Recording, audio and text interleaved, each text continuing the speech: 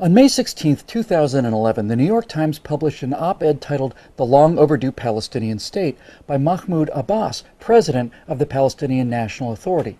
In that piece, Abbas called for the United Nations to formally recognize a Palestinian state based on the pre-1967 borders, regardless of negotiations with the State of Israel.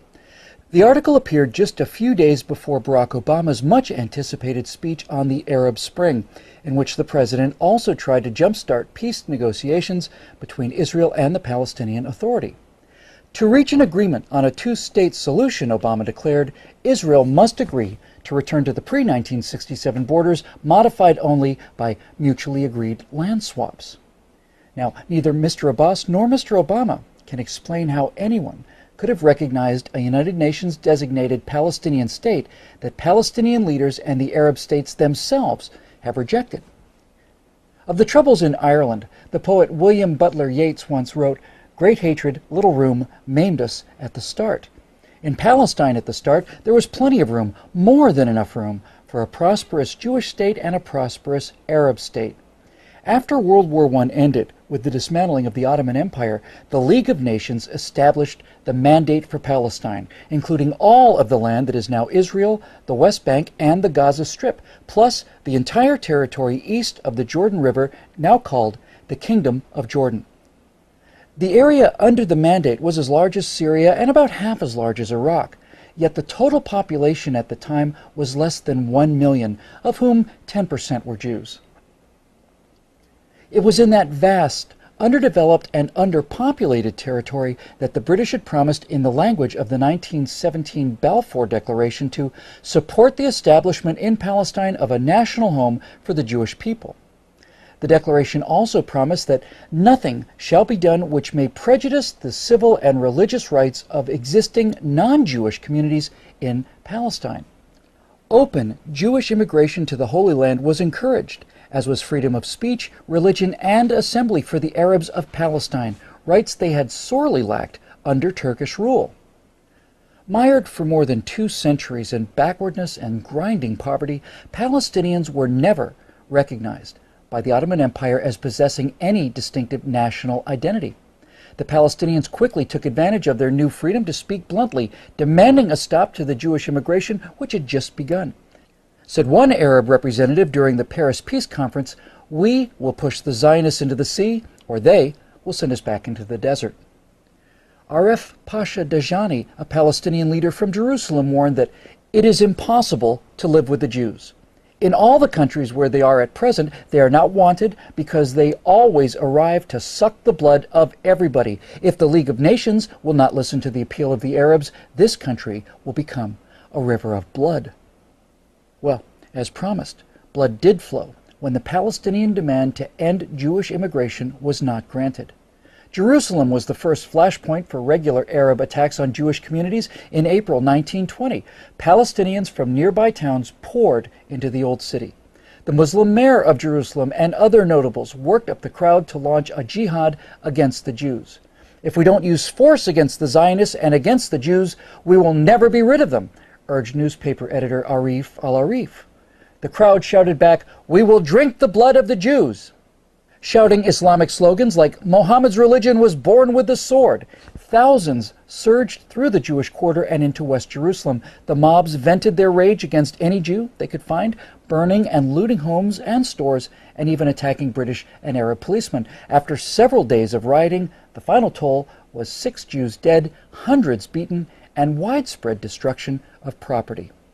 What became known as the Nebi Musa riot was the opening shot in a 90-year war to reverse the Balfour Declaration. And things soon got worse as the Allies, to assuage the fears of Arab monarchs, separated the land east of the Jordan River out of the total area accessible to Jewish immigrants and created the Emirate of Transjordan. Reconciling the aspirations of Arabs and Jews became far more tenuous after the Balfour Declaration had to be carried out in the truncated area of Palestine from the Jordan River to the Mediterranean Sea. There was now much less room and a great deal more hatred. The decades that followed were marred by perpetual violence against the Jews both in Palestine and in Europe. The two were often linked. Under the leadership of the Grand Mufti and President of the Supreme Muslim Council, Haj Amin al-Husseini, the Arabs of Palestine waged an endless jihad against their Jewish neighbors. When the British sent a royal commission to investigate a solution, the Jews, represented by Chaim Weizmann, pressed for a partition of the territory into two states, even if the territory assigned to the Jews was the size of a tablecloth. The Peel Commission's final report, published in July 1937, proposed such a division. The Jews were offered an independent state in a small enclave along the seacoast from Tel Aviv to the north of the country, constituting about 20% of the remaining Mandate territory, while the Palestinian Arabs would get 80% for their own state. Desperate for any means to be able to bring in large numbers of the endangered European Jews, the Zionists reluctantly accepted the Commission's partition plan. Led by the Mufti, the Arabs rejected partition out of hand and pressed on with the armed revolt against the Mandate.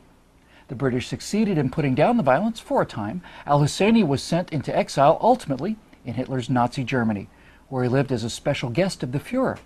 But severe limitations were placed on Jewish immigration to the Holy Land in the years leading up to the Holocaust that undoubtedly directly led to the death of many thousands of European Jews.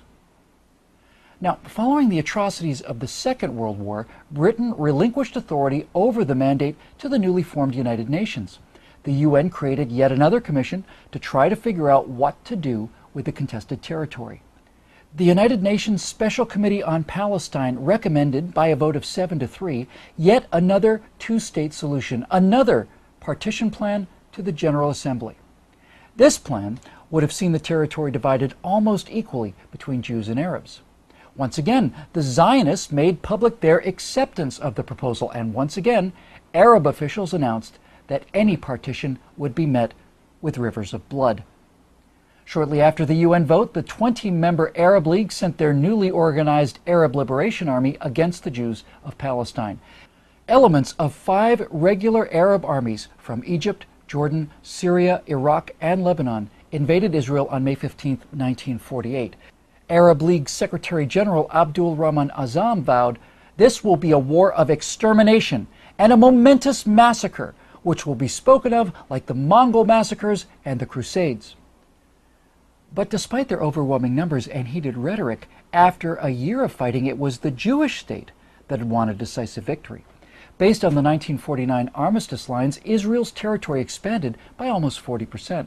The Palestinian Arabs were the big losers. For the second time in 10 years, their leaders rejected a partition plan that would have given them independence and more land designated for their state than for the Jewish state. Instead, they ended up with nothing, and 650,000 Palestinians became refugees. Jordan's King Abdullah sent his Arab legion to occupy the Palestinian West Bank and annex the territory to his kingdom. Egypt took the Gaza Strip and for the next 18 years denied Palestinians any civil rights. It never occurred to the rulers of Jordan or Egypt to create a state for the homeless Palestinians, nor did new Palestinian leaders like Yasser Arafat protest this occupation of their land by foreign rulers. Now, 3 times in the past decade, Israeli prime ministers have offered Palestinian leaders an independent state far more generous than anything Jordan and Egypt ever allowed when they controlled the West Bank and Gaza. At Camp David in 2000, Israeli Prime Minister Ehud Barak agreed to the border suggested by President Clinton that would have established a West Bank Gaza Palestinian state with some territorial adjustments and with the Palestinians getting East Jerusalem as their capital. For his part, Palestinian Liberation Organization Chairman Yasser Arafat walked out of negotiations, went back home, and launched the Second Intifada. Invoking Islamic Jew hatred as justification, the Palestinians conducted a 3-year brutal campaign of suicide bombings against Israeli pizza parlors, wedding halls, and discotheques. In 2005, Israeli Prime Minister Ariel Sharon decided that it was against Israel's security interest to govern the 1.1 million Palestinians in the Gaza Strip. Sharon dismantled all of the Jewish settlements and pulled Israeli forces back across the 1967 borders between Israel and Gaza without even any land swaps. As an added bonus, Israel left the Palestinians a thriving flour export industry to help jumpstart the local economy. the Palestinians' response to this generosity? Well, first they destroyed the donated greenhouses, and then they launched a war of missiles and rockets against civilian targets in Israel. In a September 2008 meeting in Jerusalem, then Israeli Prime Minister Ehud Olmert presented President Abbas with a detailed map of a future Palestinian state that, with land swaps, would constitute close to 100% of the territory of the West Bank and Gaza prior to the June 1967 war. Olmert also offered to divide Jerusalem, enabling the Palestinians to locate their capital in the eastern half of the city. Promising to come back the next day for further discussions, Abbas took Olmert's map to his Ramallah office, just a few miles outside Jerusalem, for his aides to study. But Abbas never returned with the map. This was the last time the Israeli and Palestinian leaders met. Many times over the last 63 years, both the international community and the State of Israel have offered the Arabs of Palestine their own state. Each time, these offers have been met by more violence against Jewish citizens. Neither President Abbas nor President Obama are ignorant of this fact. They simply both choose to ignore it. For Mr. Abbas, this refusal seems to be part of a consistent thread woven throughout the Arab war against the Jews. Mr. Obama's positions remain more mysterious.